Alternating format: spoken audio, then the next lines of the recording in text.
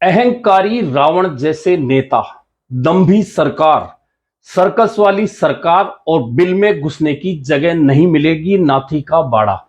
ये वे शब्द हैं जिन्हें राजनीतिक शब्द नहीं कहा जाता और संसदीय शब्द तो इनको बिल्कुल नहीं कहा जाता। लेकिन जब चुनाव आते हैं तो इस तरह के बहुत सारे नए शब्द इजाद भी होते हैं या जो प्रचलन में जो शब्द होते हैं उनको अपने भाषणों का हिस्सा नेता बनाते हैं। और अब जब भाजपा की परिवर्तन यात्रा चल रही है तो भाजपा के नेताओं ने इन शब्दों को अपनाया है। मौका था भाजपा की परिवर्तन यात्रा का और परिवर्तन यात्रा थी प्रदेश कांग्रेस अध्यक्ष गोविंद सिंह डोटासरा के निर्वाचन क्षेत्र लक्ष्मणगढ़ में। सभा काफी बड़ी थी और मंच से भाषण देने वाले थे नेता प्रतिपक्ष राजेंद्र राठौड़। और राजेंद्र राठौड़ की जो शब्दावली थी गोविंद सिंह डोटासरा के लिए वह इन्हीं शब्दों को मिलाकर बनी थी। और मंच से राजेंद्र राठौड़ कहते हैं कि यह अहंकारी रावण जैसे हैं गोविंद सिंह डोटासरा, और अहंकार तो रावण का भी नहीं चला था तो इनका कहां से चलेगा। उन्होंने कहा कि लक्ष्मणगढ़ का नाम जब लिया जाता था तो इसे वीरों की धरती कहा जाता था। यहां बच्चा जब पैदा होता था तो दिल में बारूद लेकर पैदा होता था।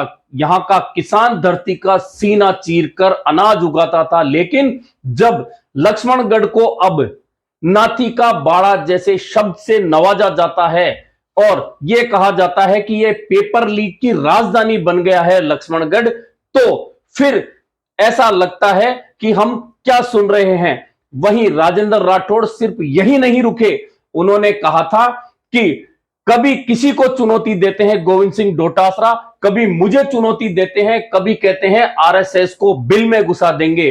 तो सुन लीजिए, यह सभा देख लीजिए गोविंद सिंह डोटासरा जी, अब बिल में घुसने की जगह तो आपको नहीं मिलेगी और इस दंभी सरकार को रवाना होने का अब समय आ गया है। और इतना नहीं, पेपर लीक को भी लेकर राजेंद्र राठौड़ ने प्रदेश कांग्रेस अध्यक्ष गोविंद सिंह डोटासरा पर निशाना साधा और कहा कि जब रीट के पेपर लीक हो रहे थे तो गोविंद सिंह डोटासरा कह रहे थे कि यह तो रीटोत्सव है। उस समय हमारे समझ में नहीं आया, लेकिन बाद में समझ में आया कि यह इनके लिए उत्सव है और इनके लिए यह धंधा है, इसलिए पेपर लीक हो रहे थे, तब ये रीटोत्सव मना रहे थे। राजेंद्र राठौड़ यहां भी नहीं रुके, इसके बाद ये बोले कि मुझे कुछ युवा मेरे गांव के मिले और बोले कि हम वह जगह ढूंढ रहे हैं, वह चक्की ढूंढ रहे हैं जिसका आटा खाकर एक ही परिवार के 4 लोग आरएसएस जन्म लेते हैं। यानी कि तमाम जो बातें थी उनको लेकर ना सिर्फ राजेंद्र राठौड़ ने गोविंद सिंह डोटासरा पर निशाना साधा, वहीं राजस्थान की सरकार को सर्कस वाली सरकार की संज्ञा देते हुए कहा कि इस सरकार की विदाई अब नहीं होगी तो फिर कहां होगी। खैर, यह नेताओं की भाषा है और अभी तो चुनावी बेला है। जैसे जैसे चुनाव नजदीक आएगा इस तरह के बहुत सारे शब्द आपको सुनने को मिलेंगे, भाषाई स्तर गिरता हुआ मिलेगा, जहां विधानसभा और संसद में यही नेता जब जाते हैं और संसदीय शब्दों की दुहाई देते हैं और कहते हैं तो लगता है कि कितना शब्दों का इन नेताओं को ज्ञान है, कितने संभल कर ये बोलते हैं। लेकिन जैसे ही चुनावी भाषण होते हैं या चुनावी मंच इन नेताओं को मिलते हैं तो फिर इनके शब्द देखिए किस तरह से बदलते हैं। फिर ये भूल जाते हैं कि क्या संसदीय है क्या असंसदीय है। बात सिर्फ राजेंद्र राठौड़ की नहीं है, ऐसे बहुत सारे नेताओं के भाषण आपको सुनने को मिलेंगे।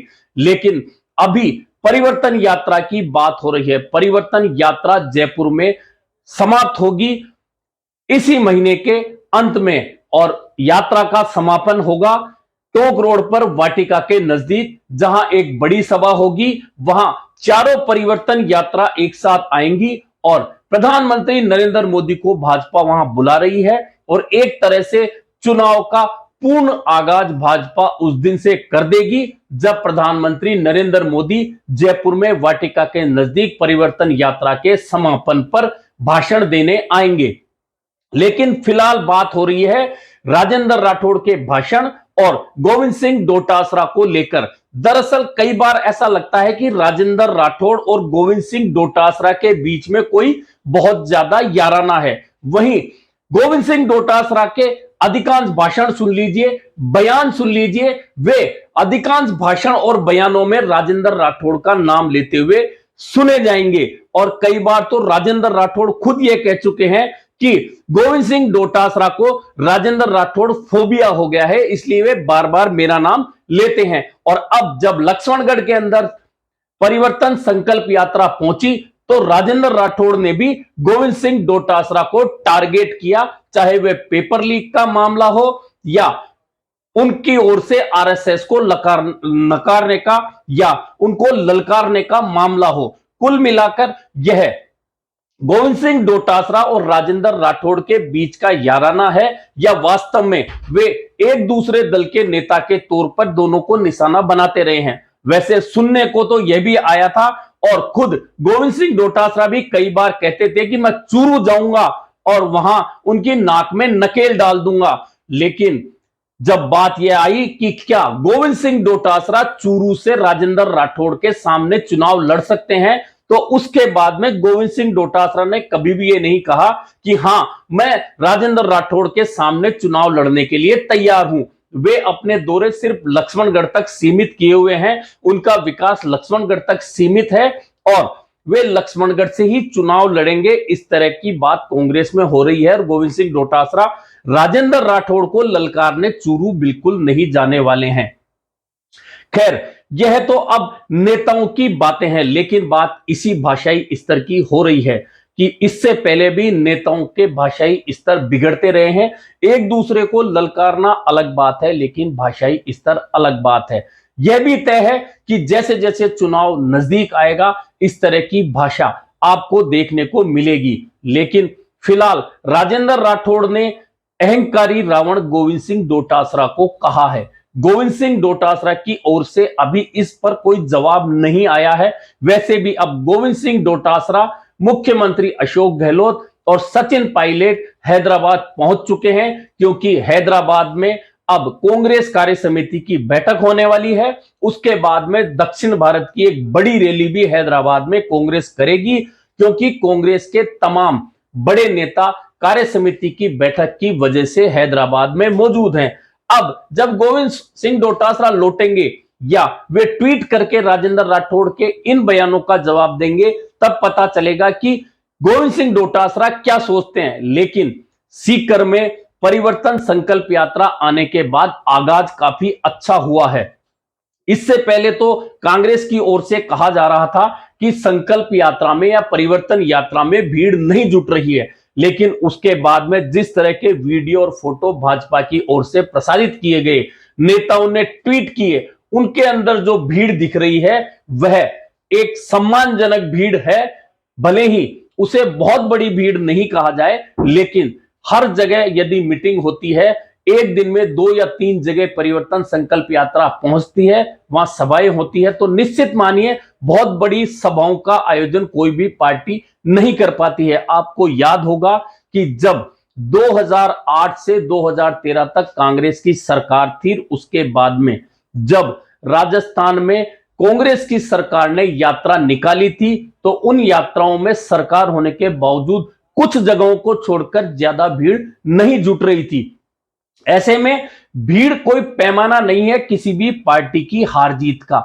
दरअसल एक मैकेनिज्म होता है, एक मैनेजमेंट होता है। जिस पार्टी का मैनेजमेंट बढ़िया है, जिस पार्टी का कार्यकर्ता चुनाव के समय सक्रिय है, बूथ पर जिसकी टीम मजबूत है, वोट डलवाने का सिस्टम जिस पार्टी का मजबूत होता है, वह बिना भीड़ दिखाए भी चुनाव जीत जाती है।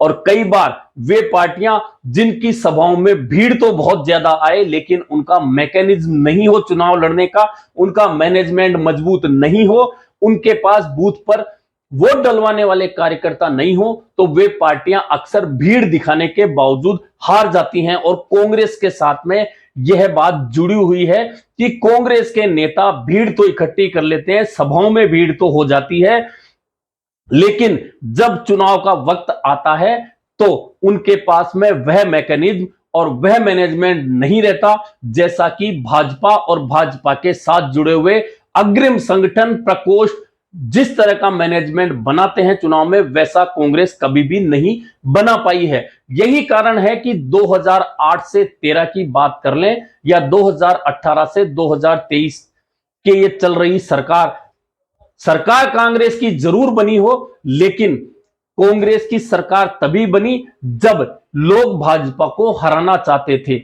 और कांग्रेस की सरकार तो बनी लेकिन बहुमत से दूर रुककर बनी। यह बात हमेशा याद रखनी चाहिए कांग्रेस को। और यही कारण है कि भाजपा को सिर्फ 1,70,000 के करीब जो वोट 2018 में कांग्रेस को भाजपा से ज्यादा मिला था, और राजस्थान में करीबन 55,000 के आसपास पोलिंग बूथ बताए जाते हैं। अब सोच सकते हैं कि 1,70,000 का पिछली बार का फासला तो कितनी आसानी से मिटाया जा सकता है। हालांकि इस बार कांग्रेसी नेताओं के बयान तो बहुत भारी भारी आ रहे हैं, बड़े बड़े आ रहे हैं, और सरकार रिपीट होने की बात हो रही है। वैसे भी जो भी सरकार शासन में होती है वह हमेशा यही कहती है कि हम रिपीट करने वाले हैं, लेकिन रिपीट करने वाली तो जनता होती है या उस पार्टी का कार्यकर्ता होता है, जो यदि जागरूक होता है तो सरकार रिपीट होने की स्थिति में आती है। अन्यथा बयान कोई भी दे सकता है, भाषण कोई भी दे सकता है, रिपीट करने की बात कोई भी दे सकता है, लेकिन मैकेनिज्म और मैनेजमेंट ही चुनाव का अब सबसे मजबूत पहलू बन चुका है। जिसने इसको मजबूत किया वह सरकार बनाने में कामयाब हुआ, जिसका यह मैनेजमेंट मैकेनिज्म कमजोर हुआ उसकी सरकार जाने में समय नहीं लगता। ऐसे में अभी तो नेताओं के बयान, परिवर्तन संकल्प यात्राओं के दौरान आने वाले बयान, भाषण सुनिए और अंदाजा लगाते रहिए, लेकिन असल अंदाजा तभी लगेगा जब घोड़े खुले मैदान में हर पार्टी दौड़ाना शुरू कर देगी, उम्मीदवार सामने आ जाएंगे और उस समय पता चलेगा कि कौन सी पार्टी कितने पानी में है और कौन उस पानी को पार करके किनारे लगने वाली है।